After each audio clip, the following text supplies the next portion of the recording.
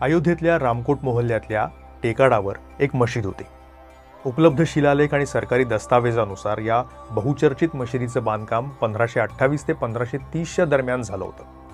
इथं स्वारी करून आलेला मुघल बादशाह बाबर त्याच्या आदेशावरून त्याचा मंत्री मीर बाकी यानं हे बांधकाम केलं होतं, म्हणून या मशिदीला नंतर बाबरी मशीद असं म्हटलं जाऊ लागलं। परंतु बाबर किंवा मीर बाकीनं ही जमीन आपल्या ताब्यात कशी घेतली किंवा या मशिदीचं बांधकाम होण्यापूर्वी तिथं काय होतं याची कोणतीही नोंद सापडत नाही। मग मुघल, त्यानंतर आलेले नवाब आणि नंतर ब्रिटिश सरकारचं राज्य जेव्हा आलं त्यावेळेस वक्फ मंडळाद्वारे या मशिदीच्या देखभालीसाठी एक ठराविक रक्कम पुरवली जायची। मशिदीच्या भोवतीची जागा भगवान रामाचं जन्मस्थळ आहे अशी हिंदूंची धारणा पूर्वीपासूनच आहे आणि त्यानुसार तिथे ते पूजाही करत आलेले आहेत असं त्या काळातल्या शासकीय नोंदी करणारे गॅझेटियर्स, अनेक परदेशी प्रवाशांनी सुद्धा त्यांच्या लिखाणामध्ये म्हटल्याचे उल्लेख आहेत। 1857चा उठाव झाला, त्या भागातली नवाबाची सत्ता संपुष्टात आली आणि ब्रिटिश सत्ता तसंच ब्रिटिश न्यायव्यवस्था लागू झाली। या काळात हिंदूंनी त्या जागेवर एक चौथरा उभारला आणि तिथं पूजा अर्चा करायला सुरुवात केली असं मानलं जातं। यानंतर दोन्ही समुदायांमध्ये संघर्षही होत राहिले। तणाव कमी करण्यासाठी तत्कालीन ब्रिटिश प्रशासनानं चौथरा आणि मशीद यांच्यामध्ये एक भिंत उभारली, पण या दोन्हीसाठीचा दरवाजा मात्र एकच ठेवला। 29 जानेवारी 1885ला निर्मोही आखाड्याचे महंत रघुबर दास यांनी दिवाणी न्यायालयामध्ये या प्रकरणातला पहिला खटला दाखल केला।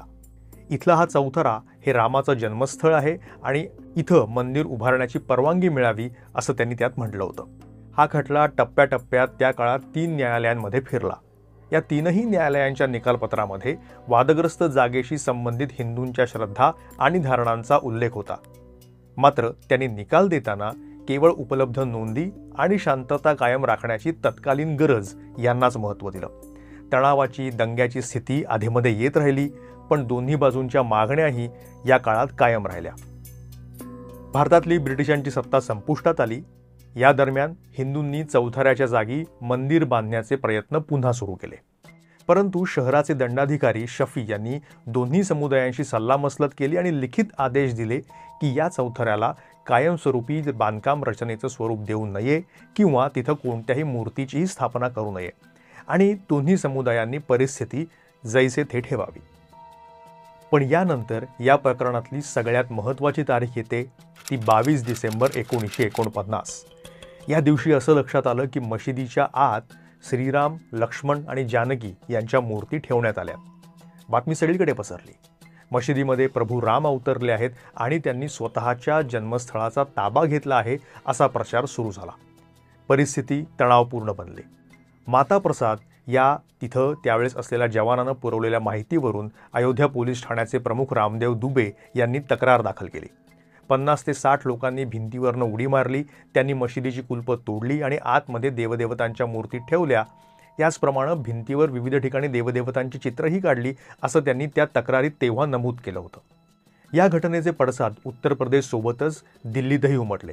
पंतप्रधान जवाहरलाल नेहरू यांनी मुख्यमंत्री गोविंद वल्लभ पंत यांना तार पाठवली आणि त्यात लिहिलं की अयोध्येतल्या घटनांनी मी अतिशय व्यथित झालोय।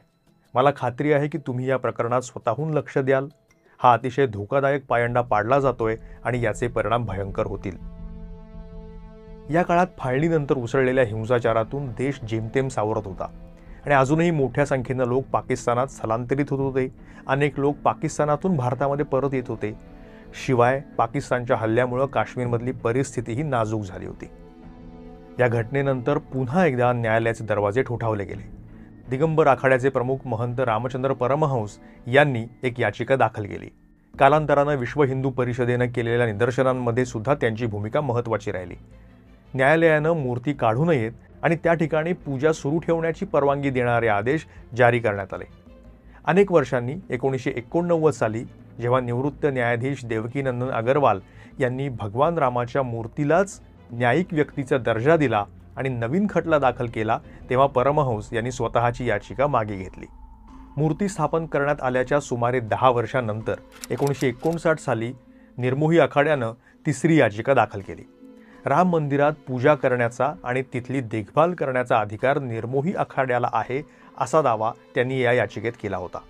2 वर्षांनी म्हणजे 1961 साली सुन्नी वक्फ मंडळानं आणि 9 स्थानिक मुस्लिमांनी चौथी याचिका दाखल केली. त्यांनी या मशिदीवर मालकीचा दावा केलाच, शिवाय मशिदीला लागून असलेल्या दफनभूमीची जमीनही आपल्याच मालकीची असल्याचं त्यांनी म्हटलं होतं. जिल्हा न्यायालयानं या 4ही याचिका एकत्रित केल्या आणि सुनावणीला सुरुवात केली.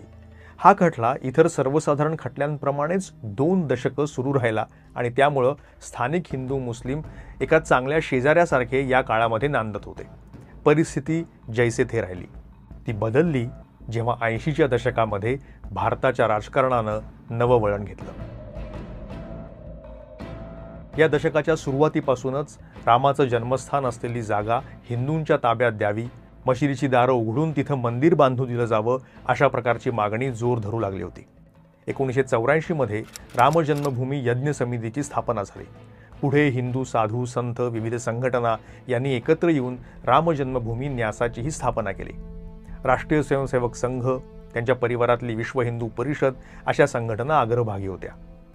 1984 मध्येच अयोध्येकडे जाण्यासाठी पहिली रथयात्राही निघाली. त्यानं देशभरात वातावरण निर्मिती झाली. पण एका बाजूला ही यात्रा सुरू होती, त्याच वेळेस दिल्लीमध्ये इंदिरा गांधींची हत्या झाली आणि ती यात्रा तिथं स्थगित झाली.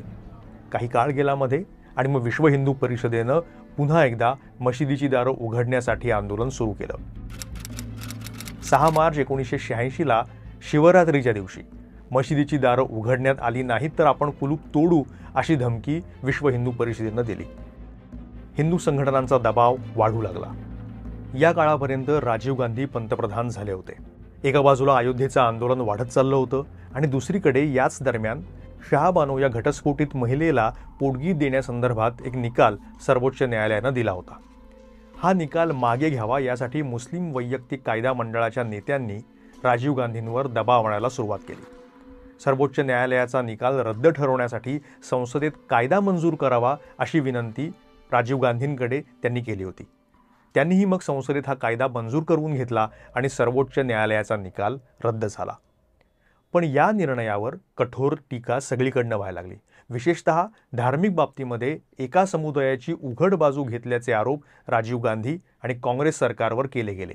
त्यामुळे असं कायम म्हटलं गेलं आजपर्यंत की ती टीका कमी करण्यासाठी अयोध्येतली वादग्रस्त जागा खुली करण्याचे प्रयत्न सुरू केले आणि त्याला सरकारचा पाठिंबा होता.